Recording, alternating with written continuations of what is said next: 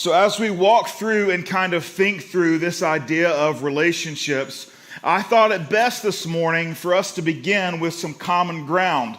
I think common ground is always essential to relationships. And so I wanted in particular to start with some common ground on what a great relationship looks like.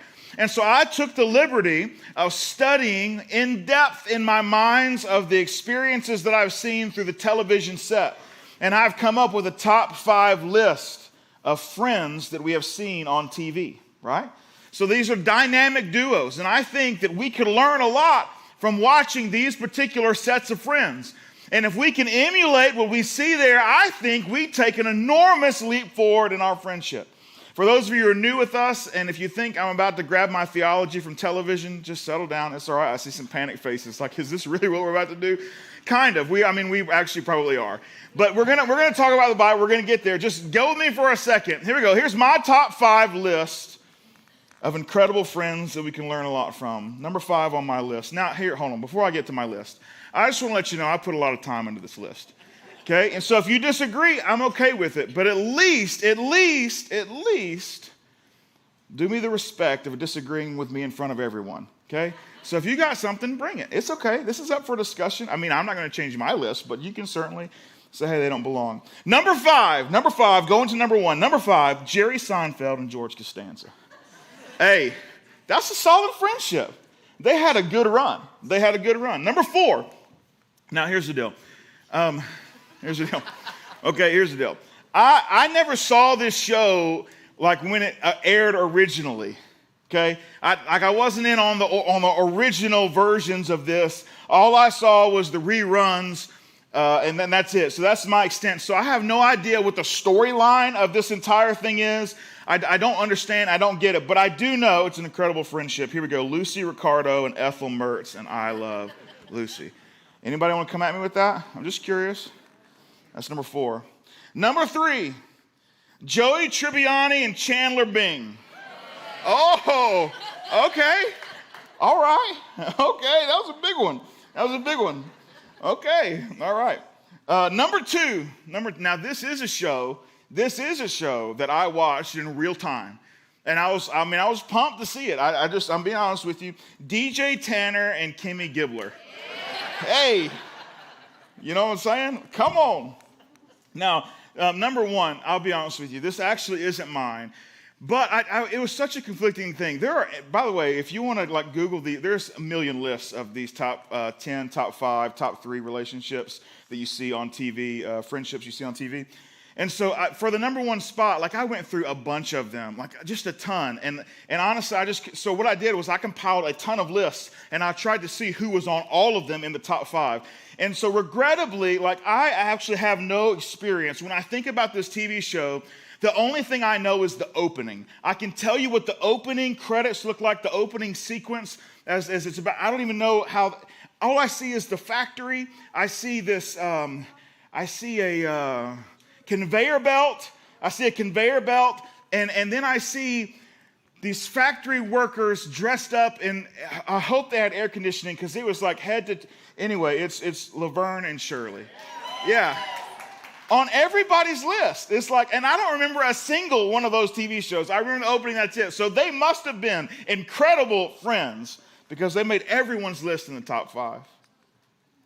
Today, as we walk through our talk this morning, what I want you to do is I want you to keep in mind the person that would be mentioned with you. So if we were to say your name and then whoever that other person is for you, I want you to keep them in mind as we walk through what we're going to walk through. The question we've got to ask is are there any biblical expectations for relationships, for friendships? Is this something worth exploring at all? And if there is something, what are some steps we ought to take to make sure that we're lining up with the healthy things we see in healthy relationships? So I want to tell you a couple stories this morning. The first 2 come straight out of the Bible. Now, we've got to go a ways back, right? So I know already that when we talk about the life of Jesus, which we do a lot, We go about 2,000 years back. And we've got to go even further back than that, than talk about this particular relationship. There's a guy named Samson. And Samson is a leader for the Jewish people for about 2 decades, about 20 years that he's in a leadership role for the people of God. Now, at this particular point in time in the people of God's history, they didn't have a king and they didn't have these kind of forefront leaders. They call him a judge. Now, it's not a judge like we think, where we think they put on a robe and they get one of their gavels and they're like doing that kind of, it's not that kind of judge. It's just he's this guy that's leading him through a bunch of turmoil and honestly a whole heck of a lot of things that are happening in the life. But that's not what the story's about. We want to talk about a particular relationship that Samson has. And Samson himself was a miracle. He wasn't supposed to ever be here. In fact, his mom couldn't have kids. But God came to her through an angel. An angel said, hey, you're going to have a son. And she's like, hey, I don't know if you missed it, but I can't do that. You know, I know you're pretty special, but I can't do those things.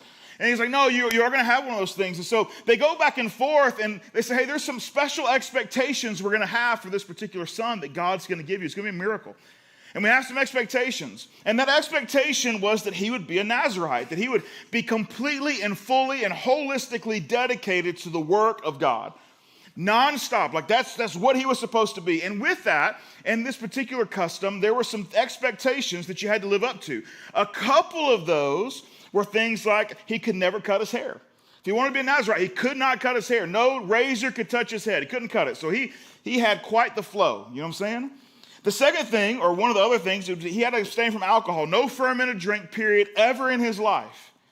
Those are just a couple of things. And he would be completely dedicated to the Lord. God chose Samson to lead Israel. He was given a supernatural gift of strength. Other people saw it. It wasn't like he was Goliath walking around bigger and towering over. He was just enormously strong.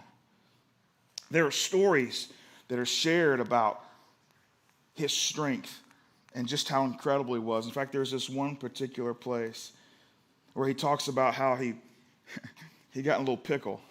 And he left his sword at home, which I get. I mean, I leave my sword at home sometimes too, you know. He just left home without it. And he didn't have nothing, so he didn't have nothing. And so what did he do? He picked up the jawbone of a donkey. And they clean this up a little bit in NIV. I'm going to read it to you. It says, with a donkey's jawbone, I have made donkeys of them. That's what the Bible says, right? That's a Bible quote. And so he took that jawbone and he went to town. I mean, he just went to town. I mean, as big as they could come. Like, he just one at a time. I don't know if he just spun in a circle. I'm not sure how he did it. He did the Thor thing where he then put it down and lightning went everywhere. If y'all seen that? No, if you haven't, you're missing out. Anyway, right? That's what he did. Samson falls in love with this woman named Delilah. Hey there, Delilah. You know the song. It's not about her at all, but same name. Delilah is approached by this crew of leaders that are antagonists for the people of Israel, Philistines, this other people group. And she's approached by some of their leaders and says, hey, here's the deal. Samson is unstoppable. We need to do something about him. And so we know that you are close with him. You have an incredible relationship with him. And so we want to offer you an opportunity to increase or improve your status. And so we don't know exactly how much was offered, but we do know is how much was offered per person in the room. It tells us that they said, hey, we're going to give you 1,100 shekels of silver to find a weakness. And not only that, it says that each of us will give you 1,100 shekels of silver if you will get and tell us Samson's weakness. But it doesn't tell us how many people are in the room. So maybe there's 2, maybe there's 3, I don't know. But it's a lot of shekels of silver, and she has a decision to make. And so she gets to work. And so she's having a conversation with Samson. And she's like, Samson, don't you trust me? Oh, yeah, girl, I trust you. Like, you share all your secrets with me. He's like, oh, yeah, yeah, we're close. Well, you've never told me, you know, what the secret to your strength is. If you have a weakness, would you tell me that? And so Samson got some thinking to do. So Samson thinks about it, and he says, yeah, girl, I'll tell you. He says, if you were to tie me up with 7 fresh bowstrings. 7 fresh bowstrings. If you were to tie me up, I would be completely powerless. I wouldn't be able to do a thing. And so she's like, oh, thank you for trusting me. And he falls asleep. Now, he must have been sleeping hard because she tied him up with 7 fresh bowstrings. She ties him up, and then she says, Samson, wake up. The Philistines are here. And he wakes up, and he busts out them bowstrings like Hulk coming out of his shirt. You know what I'm talking about? And she looks at him, she's like, now hold on. I thought we trusted each other here. He's like, well, girl, okay, I'll tell you. It's not 7 it's not bowstrings, it's new ropes. If you were to tie me up with some new, never used before ropes, I would not have the strength to break out. It just would not happen. I would not be able to do it. So he goes to sleep. Here comes Delilah. She's doing it again. So she ties him up. And she does the same thing. She's like, hey, the Philistines are here. And he breaks up and he busts out the ropes again. And she's like, now, Samson, we just did this the other night. You're not telling me the truth. Now, time out for it. Just Zach Morris TV time out for a second. Why is nobody talking about the fact that this lady keeps tying up this guy? You know what I'm saying? Like, and he's the one breaking trust. She's the one that keeps tying him up while he's sleeping. But he just goes and he says, oh, you know what? I'm going to tell you this time. I'm going to tell you. If you were to take my hair, which you got a bunch of hair, right? It's long. No razor ever cut it. He said, if you were to take my hair and you were to put it in a loom, like this little weave thing, if you were to put it in a loom, that would do it. That would do it. And so he falls asleep. And sure enough, she gets the looming. And she gets it all tied up in there. And she does the same thing again. Samson, wake up. And he gets up and he starts throwing that loom across the room. And he's like, where are they at? And she's like, Samson, you lied to me again. I don't know if she's got a good pouty lip. I don't know what's happening here. But something's happening. And so finally he tells her. He's like, look, here's the deal. My mom made a promise that I would be fully dedicated to God. And one of those things, me promising that, was that a razor could never touch my head. And so if I were to break my promise, there you go. And so he falls asleep and she pulls out the razor. And she gets to cutting. She says, Samson, wake up. The Philistines are here. But this time they actually were. They came out of their hiding spot. And they wrestled him to the ground. They put him in shackles. And they gouged his eyes out. You see, Delilah is what we will refer to this morning as the take advantage kind of friend. Delilah is the take advantage kind of friend. In other words, she saw the relationship as a stepping stone. She saw the relationship as, I identify where I'm at currently. I also have identified where I'd like to be. And the stepping stone in between is going to be this particular person that I have a relationship with. And so I'm going to make sure that relationship stays solid until it's time for me to step on the stepping stone, to advance, to get to where I want to be. Anybody ever have a friend use you as a stepping stone? The better question is, would you be honest enough to reflect and ask yourself, were you ever the one who did the stepping? Were you the friend that takes advantage? Now, there's another guy, also throwback story. His name is Moses. Moses has a wild story, which is not what we're teaching on this morning, but I'm going to give you like 45 seconds of background, and then we got to move into the purpose of why we're going to tell this story. Moses was a Hebrew baby. There was a point where they decided, hey, we're getting rid of all these Hebrew kids, and so the Pharaoh at the time, the leader, decided we're just going to kill all these kids. And so his mom put Moses in a basket in the river and floated him down the river and just hoped that someone would find him that weren't going to be, house invaded and then the kid, taken and murdered. And so it turns out Pharaoh's daughter actually found Moses, this little baby, in this basket. So she takes him in, she raises him in Pharaoh's house. And really long story short, eventually he gets in a bunch of trouble. He actually kills an Egyptian. A bunch of things happen, and he runs away, and he hides in the wilderness. And he becomes a shepherd. And fast forward a long time, he's now about 80 years old, and Moses has an encounter with God. And God tells him, says, hey, here's the deal. I need you to go back because the Egypt that you fled, you got to flee what was happening in Egypt, but the truth is there's like 2.5 million of your people, my people, the Hebrew people, that are still in slavery. And so I need you to go free them. And so Moses is like, that's a lot because I'm a really good shepherd.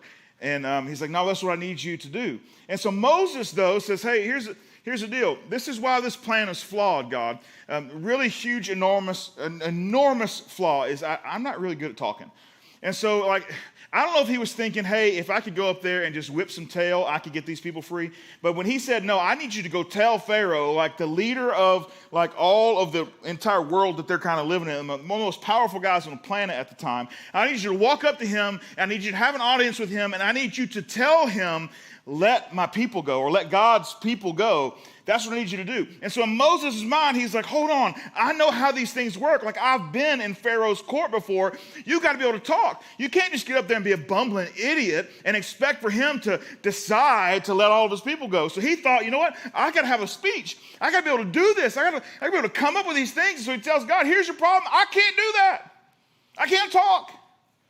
I mean, I can talk, but I can't do that kind of talking. So God says, well, take your brother Aaron. Now, what's interesting about Aaron is Moses' brother, but they didn't grow up together. They weren't like brothers. If you grew up with a brother and you have that relationship or a sibling, man, you're close and this is good stuff, but that's not how they grew up. Moses grew apart from that, right? They didn't grow up with the knowledge, hey, I got a brother and his name's Aaron. That just didn't happen. Now, there are some people in our lives that you grew up with that probably feel much like siblings. There's a significant portion of my life where I lived in a house with 6 guys. My dad, my uncle's 2 boys, and my dad, me, and my brother. So there were 6 of us in this teeny tiny, 1,400 square foot, 2.5 bedroom house. And how do you have a half a bedroom? It's a small, tiny room. I don't know. Call it half a bedroom. And they put bunk beds in there. And so there were 2 sets of bunk beds on one wall. The room was 13 by 13. So it was 2 sets of bunk beds on one wall, 2 sets of bunk beds on that wall, and then there was enough room for the door to open without hitting the bunk beds. And that was pretty much it. And that's where we lived. And so those cousins I grew up with, they felt like brothers to me. I felt like, I got a bunch of brothers. I got a squad. You know what I'm saying? And we can tear some stuff up. I promise you, there are holes all in that house today. I'm sure they still haven't fixed all the holes in that drywall. It's ridiculous. We got to have space. We're boys. We need space. You know what I'm saying? And there wasn't a lot of space in that house. We have these friends, feel like family. Aaron wasn't even that. Aaron steps in where Moses is deficient. Aaron actually has the skill. Aaron ends up becoming the high priest and ends up leading a significant movement of the religious portion of the people of God and is responsible for helping with the connection of a people very disconnected from God back to being connected to their God. And he's a part of how all that happens and unfolds. And he's not flawless, he's not perfect. He gets into some own trouble on his own and helps lead through that. But for sure, he steps into a big moment where Moses is just inadequate. And Aaron steps up, and sure enough, together they go, and they have conversation after conversation. Eventually, Pharaoh lets his people go. When we look at that, we see that Moses is not the Delilah kind of friend, the take advantage kind of friend. But Aaron, in this story, Aaron fills into the kind of friend that's the give an advantage kind of friend. Delilah was interested in taking an advantage. Aaron was interested in giving an advantage. And there's an enormous difference. So we ask the question again, how often are you the friend that gives the advantage? Do you have any friends in your life that love to jump in the thick of it with you and give you an advantage that you would not have on your own. I think probably the best way to illustrate this is to go back to a moment back in TV. If you don't know this particular movie, We Do Say You Belong Here, but if you don't know this one, you're borderline. I don't know, we had to talk about it, okay? We had to talk about it. It's one of the greatest movements of film on the screen. There's Top Gun. There's a couple in between there, but this is high up there. It's a movie called The Sandlot. Yeah, you know what I'm saying? So these boys got themselves into a pickle. There's this one boy in particular who's got himself into a pickle, and he has stolen a baseball. For those of you who have been living under a complete rock and don't know Top Gun or Sandlot, probably the same type of people. Let me tell you a little bit of the story. So he goes in and he steals a ball out of his dad's trophy room because they need a ball to play and they lost their other one. So he goes and takes this ball out because this kid has knows nothing about baseball at the time. And so he grabs this baseball and he's like, hey, I got a ball. And so they put it in play. And they had no idea. He had no idea. Actually, he did know. He knew it was signed by a girl, this Baby Ruthie character, right? And so like the Sultan of SWAT, the King of Clout, all those things. Anyway, so they realize that after they have hit the ball over the fence into a place that's occupied by a dog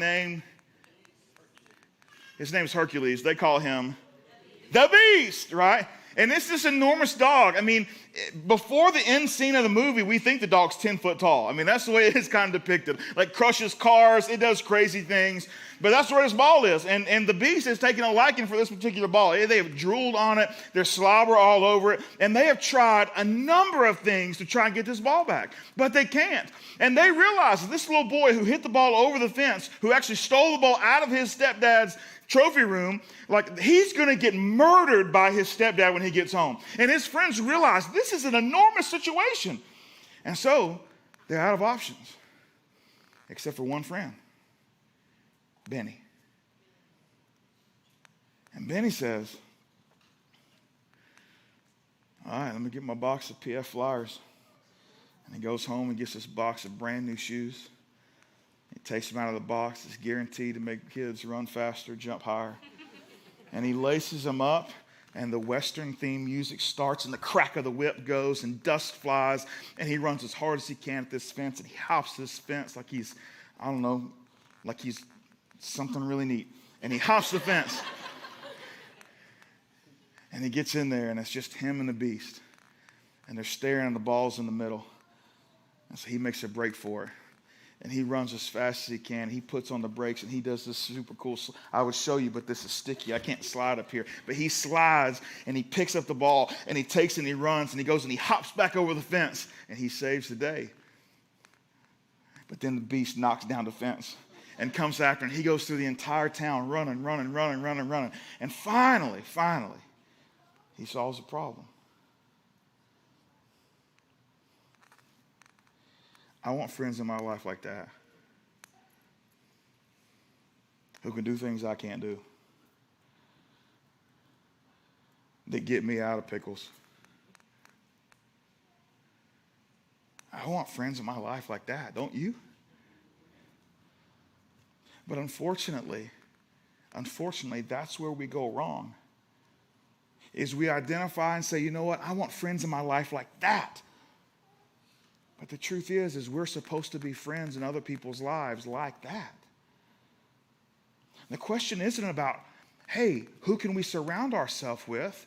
But the question is, am I someone that surrounds myself to other people? Do I bring the advantage into their life? Can I be their Benny? Can I be their Aaron? Can I jump in where they don't have the capacity to do something? Can I jump in where they don't have the skill set or maybe the know-how? Can I jump in when they need it? That's the kind of friends we want to be. Not the take advantage of kind of friends, but the give an advantage kind of friend. You see, the truth is, good friends don't exploit our weaknesses. They make up for them with their strengths.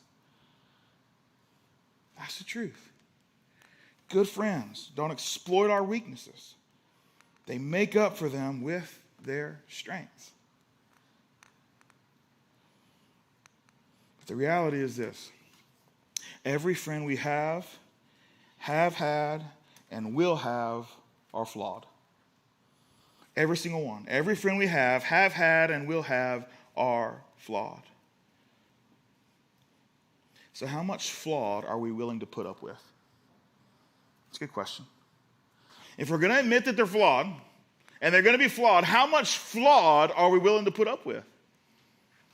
There's this guy named Ben Rector. He's a musician, and pretty famous guy. He's done a pretty great job.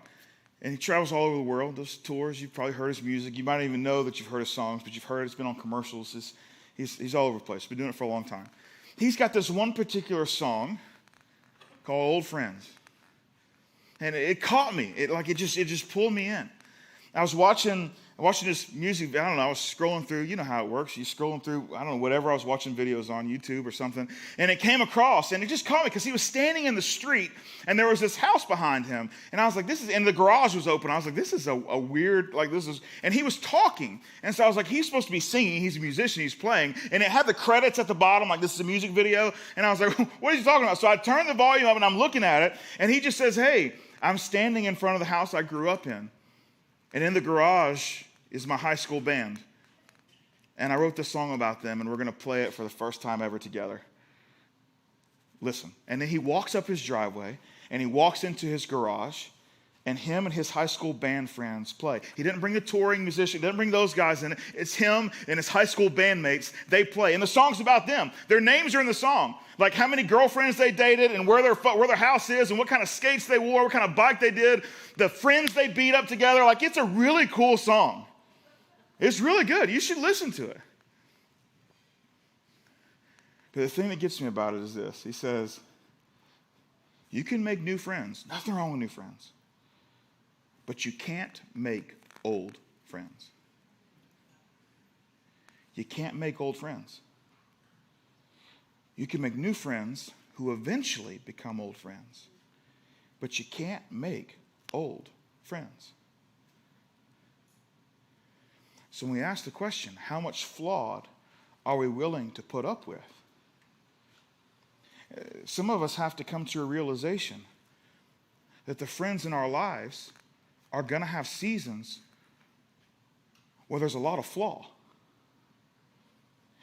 But do we want to have old friends? Because if we just put friendships on the cutting block, on the chopping block, when things aren't going well, if that's the way we approach relationships, we'll never have any old friends. We'll just have new friends that continue to cycle in and out. Now, don't hear me wrong. I hope no one is here saying, well, I'm just going to keep my old friends. I ain't got to make no new friends. I am not saying that. That is anti-Jesus 100%. However, if you have a problem when you look around and you're starting to say, hey, if I asked you at the beginning of the thing, hey, tell me about who would be your other person, right? Joey and Chandler, your name and whoever. And if it's a blank there, then that should be a wake-up call. That should be a wake-up call. Because the truth is, it's probably an old friend.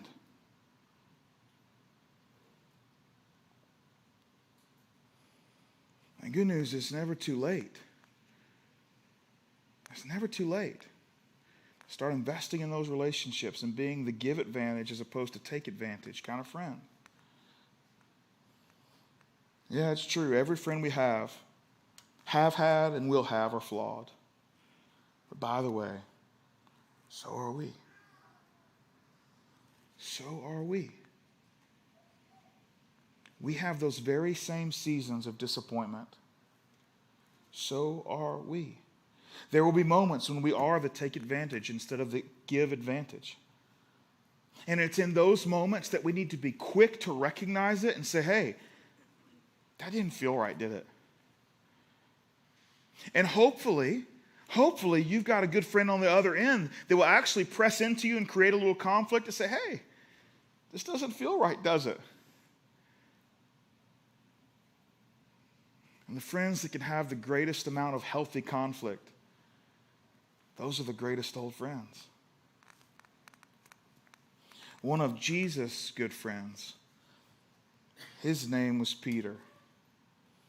And he said this about relationships. He says, above all, love each other deeply, because love covers a multitude of sins. Offer hospitality to one another without grumbling. Each of you should use whatever gift you have received to serve others as faithful stewards of God's grace in its various forms. If anyone speaks, they should do so as one who speaks the very words of God. If anyone serves, they should do so with the strength that God provides, so in all things God may be praised through Jesus Christ. To him be the glory and power forever and ever. Amen. I love a few things that he says there. The first one, he says, love covers a multitude of sins. In other words, proximity breeds empathy, right? That we have the ability to say, hey, you know what? I didn't expect you to be without flaw. I understand that we are flawed people, and you're not going to always be the give the advantage type of friend. However, I'm also willing to engage in some really tough conversations where this season extends itself into, this has been an awful long time of you taking advantage and you haven't given any advantage at all. Like, you have the ability to step in there and have that difficult conversation and say, hey, where are we at? What's going on? How are things? But proximity breeds empathy, where you say, you know what? The closer I am with someone, the more we can work through those flaws together. The other piece that I really like is, he says, what is your gift?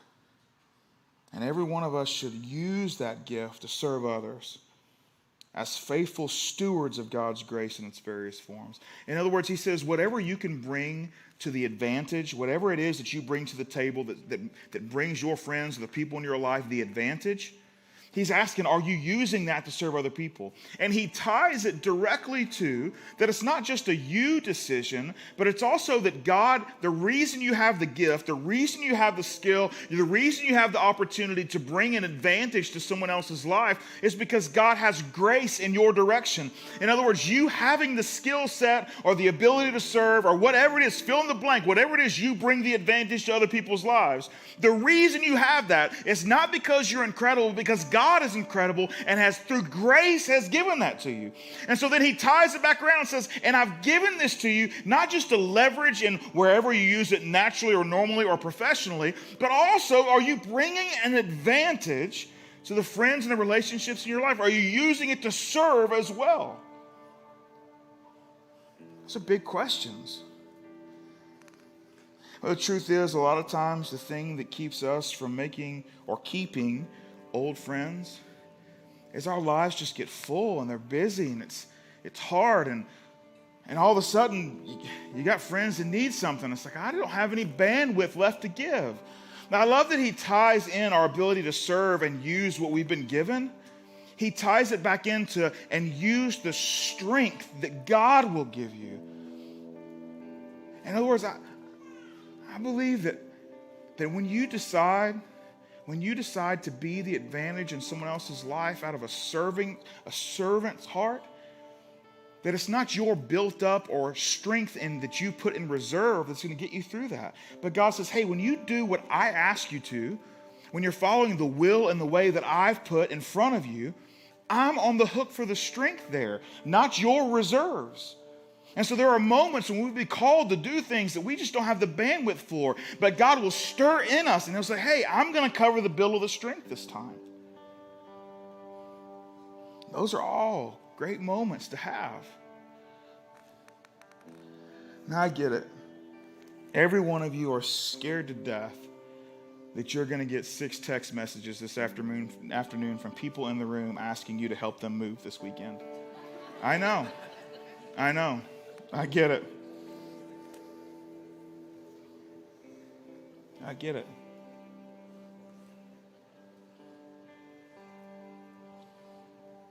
Another really good friend of Jesus said this in John 13:35. He says, by this everyone will know that you are my disciples if you love one another. Man, this talks about relationships in a very deep way. He says, hey, it's not only that you need to bring an advantage and be the advantage for your friends, that you get to be Benny in moments in your friends' lives.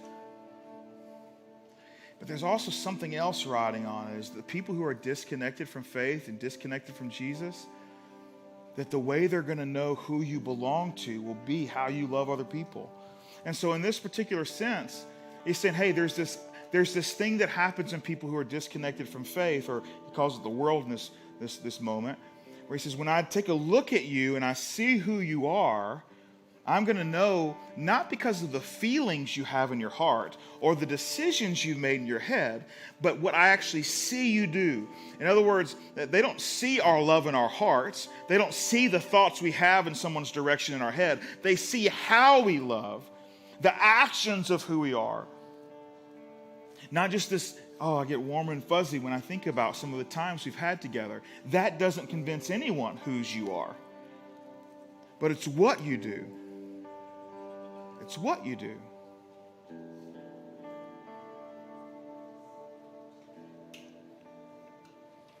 You know, I think it's safe to say and close with this. A Jesus follower should be a huge advantage in the life of a friend. A Jesus follower should be a huge advantage in the life of a friend. In other words, a Jesus follower should be the greatest wingman. We should be. We should be.